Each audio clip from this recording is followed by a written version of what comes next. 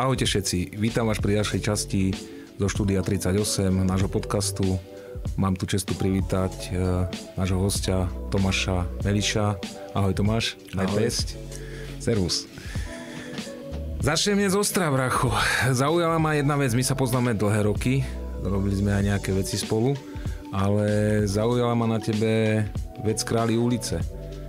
Chcem tak zostra začať, troška nám o tom vysvetlí. Je to boj bez rukavíc, kamo, takže povedz niečo o tom. No, je to vlastne klasický box. Samozrejme bez rukavíc, sú tam trošku upravené pravidlá a je tam upravený aj ring. Je to v slamenom ringu. Sú tam dvaja zápasníci, 4 rozhodcovia, jeden vo vnútri, 3 vonku. Úplne pravidlá to má ako box, ale jednoducho s holými pestiami.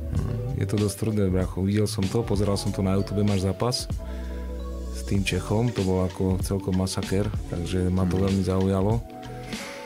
Ty máš aký máš na to názor? Aký mám na to názor? Tak ja dlhé roky som robil MMA. Jasne, že začal som nejakým boxom, čo bolo v Žiline, to sa robilo, kickbox. A prešiel som na MMA, dlho som robil MMA a už keď som mal nejakých 35, tak keď nejakú vec robíš strašne dlho, tak už je ti taká prirodzená, že mne už tam trošku chýbalo takéto zrušenie, taký ten adrenalín, že už som to trénoval som ľudí, seba som trénoval, zápasil som so zápasníkmi, som chodil, rozhodcu robím, takže už to bolo také, že všetko mi bolo prirodzené a už tam jednoducho nejaké to vzrušenie, alebo taký ten stres pred zápasom, už tam nič nebolo. A vtedy akorát prišiel projekt Králi ulice a do prvého zápasu som sa fakt dostal úplne náhodou, lebo tam chalanisko nenastúpil na zápas, tak jednoducho hľadali náhradu. Ja som sa ponúkol a fakt, že ma to chytilo a jednoducho tam to vzrušenie, ide ti o život trošku, je to taký živočíšny boj bez tých rukavíc a to bolo trošku to, čo mi už v tom MMA a v tých nejakých kontaktných športoch chýbalo. Ako viem si to šťastie predstaviť, nie je to sranda na taký zápas sa aj pripravovať a hlavne tí zranenia, to je... Veľa ľudí si to porovnáva nejakou s tou klasickou bitkou, niekde vonku na ulici alebo tak, ale... Preto sa to volá Králi ulica. Ale je to trošku rozdiel, keď sa ideš byť s niekým, kto nevie, ako keď sa ideš byť s niekým, kto vie a jednoducho sa na to pripraví. Takže je to o mnoho nebezpečnejšie ako... Podľa mňa vzrušené z toho, že tam človek trošku tak balancuje nad tou prepasťou životom a smrťou, že jednoducho je to istým spôsobom taký adrenalinový šport. Čo sa týka týchto povolení, tam musíte podpisovať, určite sa musíte tak dohodnúť, ako to je. Prehliadky, všetko, lekár, musí to tam byť, lebo ako fakt, že poviem to škardo, kedykoľvek tam môže niekto zahúčať, takže musí to byť podchytené. Lekárske prehliadky, potvrdenia, aj reverzy sa podpisujú, všetko. To, aby to bolo čisté, že to sa mi na tom ľúbi, že vy ste takí, čo som s vami robil aj projekt Varinský prebor, vy ste si dávali na všetko na toto pozor, že fakt ste to robili dôkladne, tieto veci. Tak aj keď je to nejaký amatérsky zápas alebo niečo, to zranenie tam môže prísť kedykoľvek, akékoľvek, lebo v tom zápase tí boxeri alebo tí zápasníci si idú si po krku a ako kedysi bol to boj na život a na smrť. Áno, nehovorím, že to tak je aj teraz, ale niektorí tí mladí zápasníci to jednoducho tak berú, že on mi ide po krku, ja mu idem po krku, každý chce vyhrať, tak dáva do toho maximum. Je mi to jasné. Toto som chcel tak na začiatku, lebo veľa ľudí ide do toho s tým, že počúva prvých 10 minút podcast a potom už sa to troška uvoľňuje. Potom spia. Nie, že spia, ale tých prvých 10 minút je takých najsilnejších.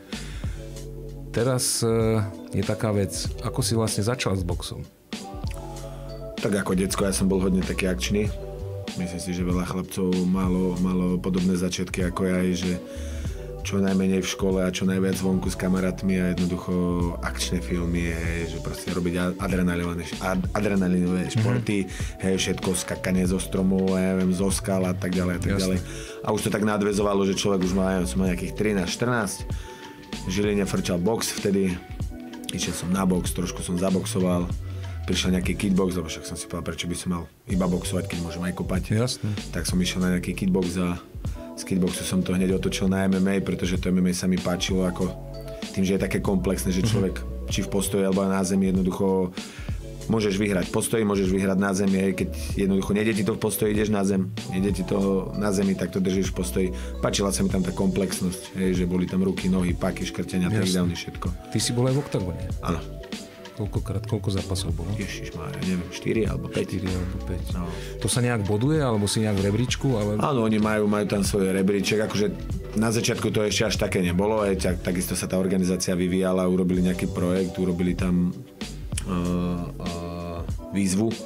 Tak výzva bolo tam podľa váhovej kategórie, ja som bol v 2. No a potom už keď sa tak rozbehli, tak jasne urobili nejaký ranking, že tie váhové kategórie, kto tam je najlepší, kto má koľko výhier, prehier a tak ďalej. A tam je to vlastne ako? Ty by si mohli stále do toho oktagonu, alebo nemôžeš ísť? Alebo ako to je... Teraz nie, ani by som nechcel, ale ako tá možnosť zápasiť v oktagóne, tam je jednoducho, je to na tom človeku. Ste atraktívny zápasník, robíte atraktívne zápasy, tak si vás jednoducho všimnú. Ja všimnú si vás či už Octagon, alebo RFA, alebo iné organizácie, ktoré sú tu na trhu na Československu, alebo nedaj Bože v Európe. Jednoducho musíte byť atraktívni pre tých ľudí. Jasne. Je tá doba tých čísel a človek, keď má čísla, má nejaké vystupovanie a robíš atraktívny zápas, tak tá cesta vie byť krátka, ale vie byť aj dlhá. No dobré, ale keď si teraz o asociácii tí Králi ulice, my sme sa o tom bavili, môžeš ísť aj do oktagonu, alebo nie? Čisto teoreticky áno, ale takisto záleží od toho, už je to o tej vzájomnej dohode s tým organizátorom alebo nejakým matchmakerom, že OK, nemáš teraz dohodnutý žiadny zápas v Kráľoch ulice bez rukavíc, môžeme ísť do MMA, ale do nejakej inej organizácie bez rukavíc už tam môže byť problém, jednoducho je to nejaká konkurencia, pokiaľ to nie je zase nejaká svetová organizácia, kde sú tieto výnimky. Takisto aj v oktagone.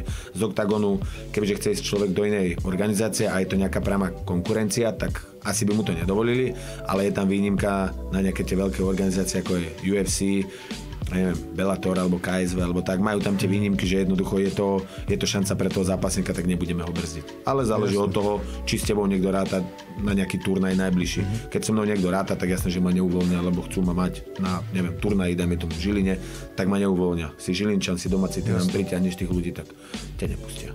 Jasné. Tvoje najväčšie výzvy v živote boli aké? Alebo respektíve úspechy, môžeš nám povedať najprv výzvy? Výzvy? Ja si myslím, že každý jeden zápas je výzva, pretože či je to papierovo slabší alebo silnejší super, ako som povedal, ide mi po krku, chce ma seknúť, chce mi ukradnúť ten pocit víťazstva a jednoducho každý zápas je výzva. Ale najväčšia výzva pre mňa bol predposledný zápas, minulý rok v Žiline, bol to Vlado Idrany, teraz je Čech, ale on je pôvodom Slovák, myslím si, že z Prievidze pochádza a 510 alebo 520 cez 500 zápasov, takže čo sa týka akože skúsenosti a kvalitovo bol ďaleko nado mnou. A čo sa týka akože toho pojmu Vlado Idrany, tak fighterská scéna Československa vie, kto to je, pretože Vlado je veľmi silné meno, ten zápas, keď sa oznámil, tak toľko správ, čo mi prišlo, akože vtedy to začalo byť také, že si ľudia povedali, že tento človek ide boxovať bez rukavic a s ním. Myslím si, že v tom zápase to meno, ako ja som mal viac zápasov ako Vlado bez rukavic, ja som mal 2, on išiel do svojho prvého a išiel vlastne so mnou hneď o titul, som obhajoval titul. Tak v tom zápase bol o mnoho väčší favorit Vlado, hej. Tými skúsenosťami a tým, aký je to pojem, aké to bolo meno, pretože frajer išiel do Ruska a v Rusku vyhral turnaj. Ruský turnaj, kde boli proste Rusi, Ukrajinci, Bielorusi. Neskutočne veľa kvalitných fighterov, on to tam celé vyhral. Takže on bol taký, by som to tak nazval, že taký strašiak tej československej scény, že bolo, aj je si myslím si, že ťažké mu nájsť nejakého supera, že kto by s ním chcel ísť. Po takomto zápase koľko je vlastne regenerácia? Ako dlho? Tak po Vladovi som pol roka neboxoval. Pol roka, ale dostal som úder do krytu do ruky a zlomil mi kosť. Aha, takže keď není nejaké takéto ťažšie zranenie, ako si mal? Tak teraz napríklad som mal 26. apríla som mal zápas a som úplne OK.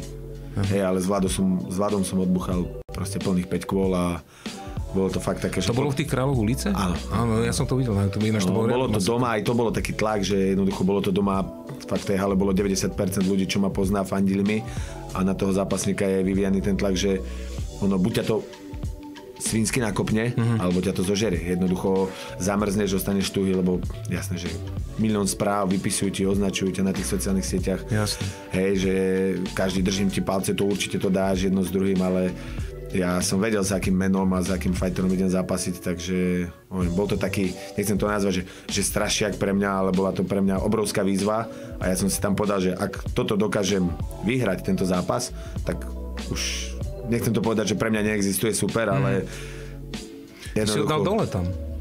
No, trikrát bol áno. počítali, chýbalo mi tam ešte jedno počítanie, aby som akože vyhral na TKO a trikrát ho počítali, ale odbuchali sme celých 5 kôl. No, ináč to bolo vyššie, okolo hodiny, 40 minút až do hodiny to bol dosť veľký masaker. Tak. To akože, ako zvládaš tlak pred zápasom? Vieš, že sedíš, ja neviem, v šatni, alebo čo robíš, beháš kolečka, alebo ako to každý to má ináč, ja sa snažím byť akože v kľude, čo sa týka akože pôsobím na ľudí, že som v kľude, ale jasné, že v hlave vizualizujem, pripravujem sa na to, lebo zase byť úplne kľudný už sa mi v tom MMA zápase sa mi to vypomstilo, išiel som fakt do zápasu taký, že tepová frekvencia 50, že úplne nič, že to vyzeralo ako keby som hibernoval a v tom zápase ma jednoducho nenakaplo a úplne posral som ten zápas strašne. Takže človek sa musí držať na takej tej hladine, aby to nebolo až moc a zase aby to nebolo príliš málo. Ako sa staráš o svoje telo vlastne? Tak snažím sa. Či akože... sú tam aj silové tréningy? Ale jasné, určite, akože vo všetkom. Ja, čo sa týka akože prípravy, tak to nepodceňujem, aj keď, dajme tomu, v tom boxe bez rukavíc iba boxujem, tak jasné, siloveci, nohy, vrch tela, všetko robím jednoducho. Čo sa týka sily, tak ako do MMA zápasu, komplet, úplne všetko. Silové tréningy, nejaké kardio, regenerácie, všetko tam musí byť, dynamika, proste snažím sa čerpať nejaké tie skúsenosti a informácie od trénerov, čo mám vo svojom okolí, alebo jednoducho od ľudí, s ktorými spolupracujem, kam chodím na sparingy, kde sa pripravujem, mám v tom svojom tíme, mám mená ako je Tomáš Hron, chodím do Brna sa pripravovať, Zdeněk Gauny, Pernica, čo je takisto boxer bez rukavíc. Hej, a to sú fajteri, ktorí začali o mnoho skôr ako ja, majú tie skúsenosti a jednoducho predávajú mi nejaké tie informácie alebo tie svoje skúsenosti, že sa rozprávame o nejakých zápasoch, o tom, čo zažili oni, alebo ako boxovali, ako zapasili oni. Takže snažím sa čerpať tie informácie a všetko nadstaviť tak, aby som jednoducho do toho zápasu išiel pripravený. A ako to je vlastne bez rukavic? Môže ísť hocikto, ja neviem, príde niekto s krčmi, ja chcem bez rukavic boxovať, alebo musí ten človek musí mať niečo odboxovať. Svojím spôsobom byť sa bez rukavic, nechcem povedať, že môže ktokoľvek, ale jasné, že je tam organizátor, je tam nejaký matchmaker, čo tam proste dávate zápasy dokopy a určite nemôže prísť, ja neviem, obyčajný človek, ako si povedal, že s krčmi prídem a chcem sa byť, hej, tak tam už je to riziko, si myslím, že nejaké to zranenie alebo tej smrti a každý sa chce tomu jednoducho, každý chce tomu predísť.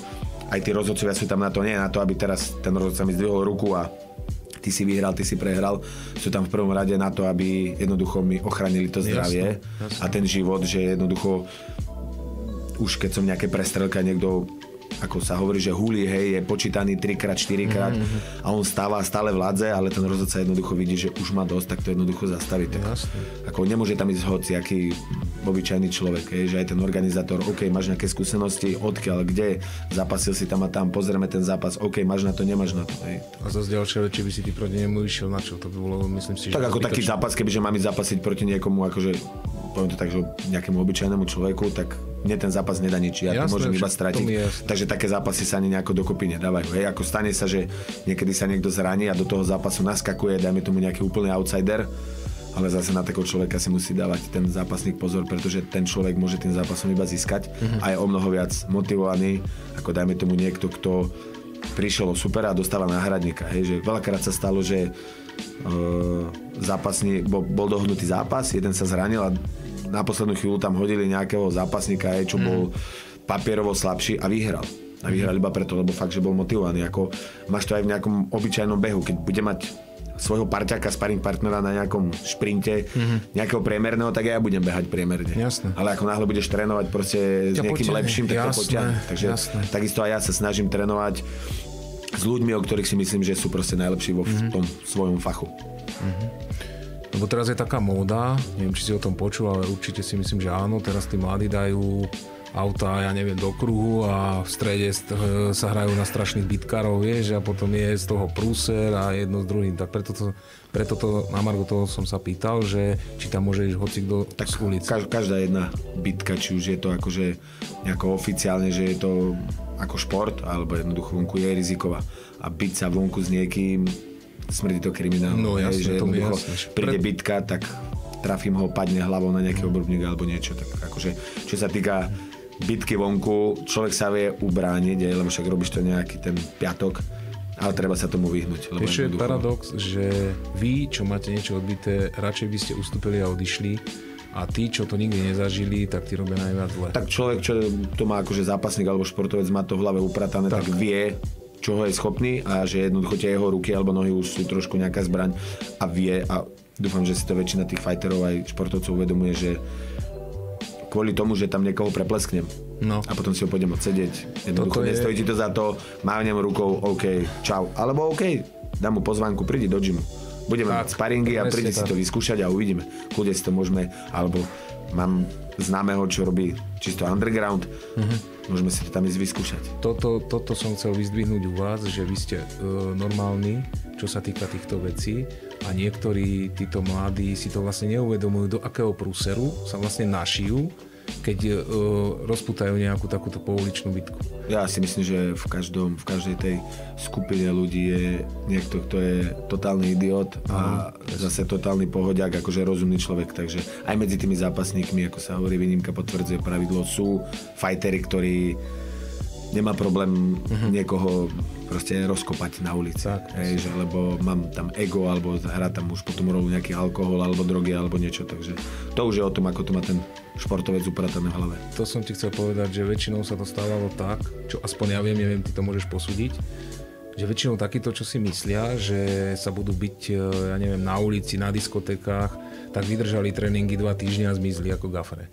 Niekedy ani nie 2 týždne, pretože príde prvý sparing a on si uvedomí, že jednoducho není to, čo si to predstavoval a utrpí jeho ego. Tak jednoducho nepríde. Hej, to oddeli sa, jednoducho smeti sa vyhodia same.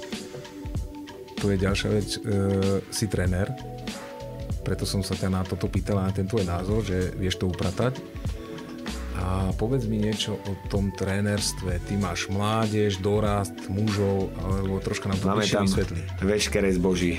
Máme tam veškeré zboží. Sú tam jasné hobičkári, nejakí súkromkári, potom sú tam akože... Hobičkári sú takí, že si prídem urobiť tréning, hej? Dajme tomu nejaký podnikateľ príde ráno, poď mi spraviť tréning, hej, akože si ma objedná, ja mu urobím tréning, alebo si zatrénujem s ním už podľa toho, akú má on predstavu, potom sú tam akože kvázi tí amatéri, ktorí buď začínajú, alebo už majú nejaké amatérske skúsenosti a potom sú tam tí profi zápasníci, ktorí jednoducho do toho šlapu a už majú tie tréningové plány a jednoducho držia sa toho a robia to tak, ako sa to má robiť. My sme robili spolu projekt aj s Jurkom, aj s Peťom, vlastne Marinský Prebor. Tak.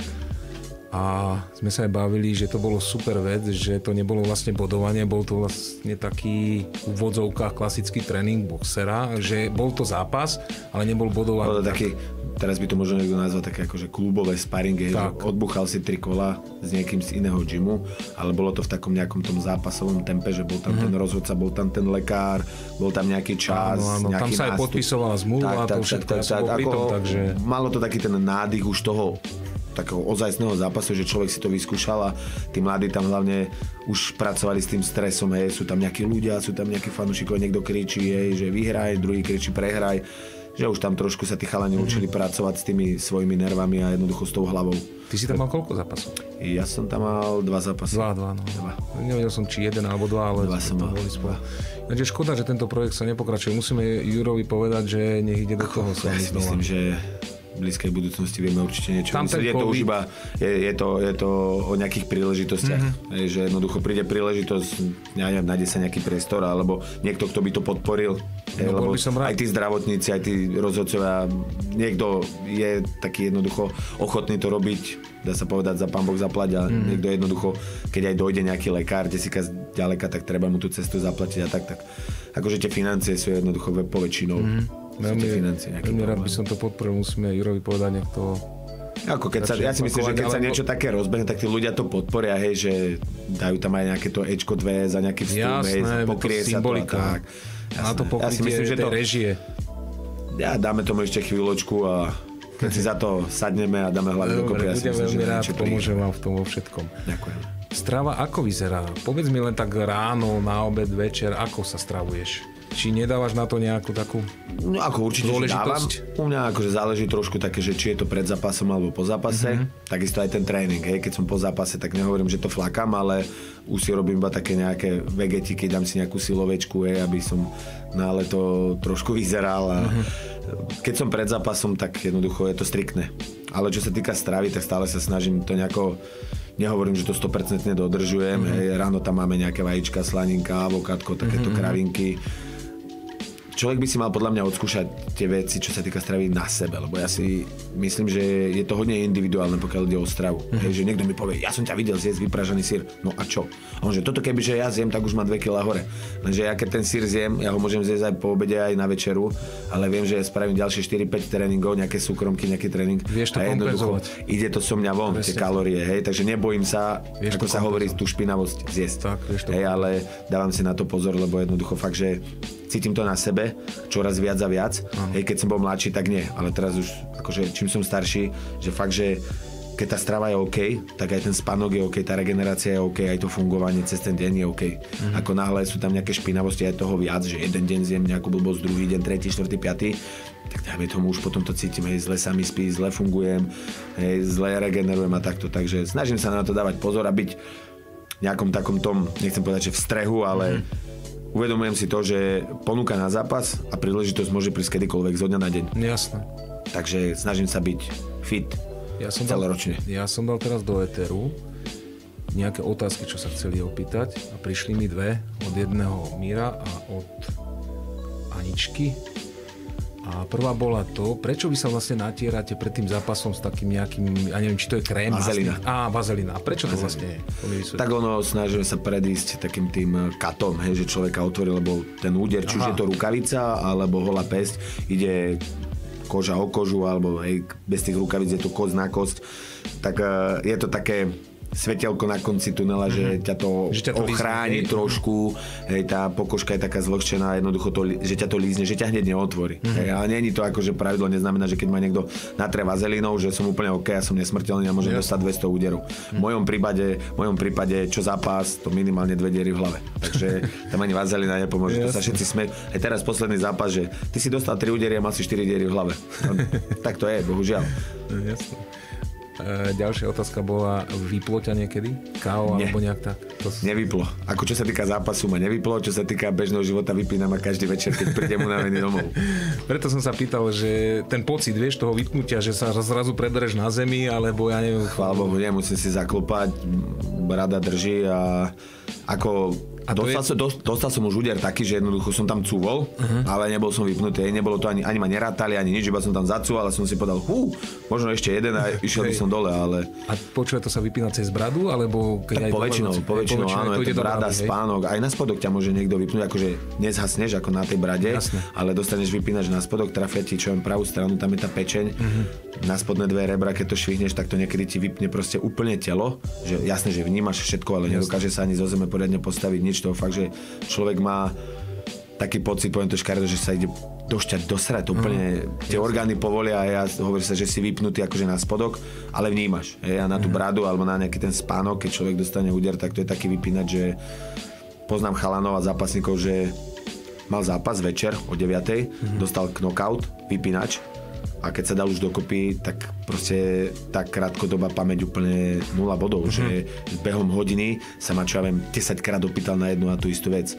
Alebo si napríklad nepamätal od 12. odpovedia do knockoutu si nepamätal, čo ja viem, pol dňa, že normálne 12 hodín vymazaných. Hej, takže tá hlava je u každého trošku iná.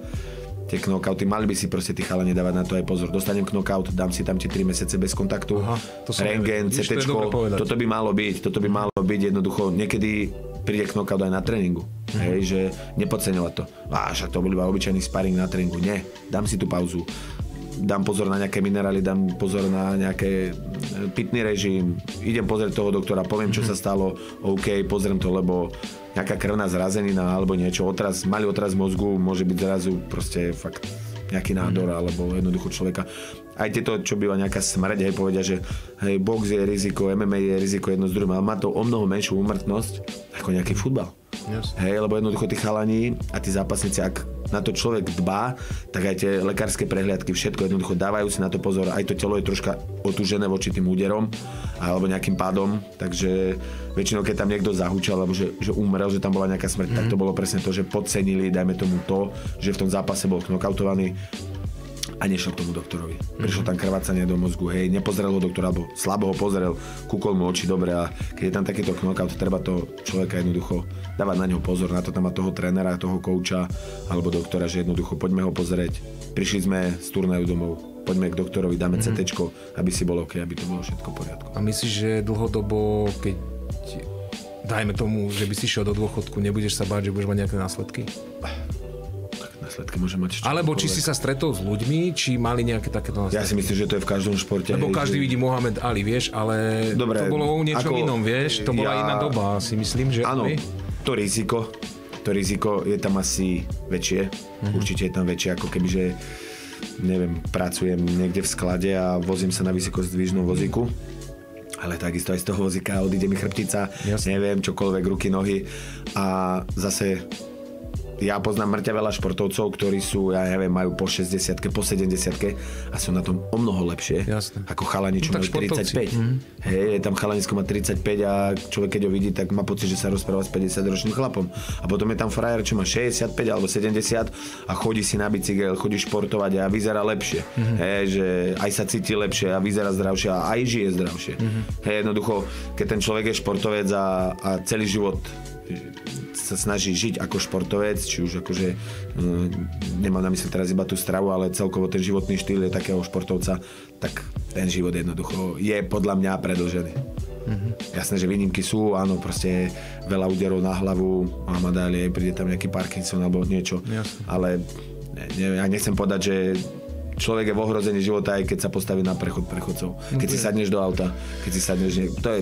Braško, to má prísť, takto to sa hovorí, keď ti sviečka dohorí, tak, môžeš mať aj miliardy, môžeš mať všetko tak. A zrazu si tam... Všetci budeme mať rovnakú. Vieš, ak sa to povie, pondelok zomreš, stredu ťa pochovajú a piatok už nevieš, že si bol. Presne tak. Tak toto je.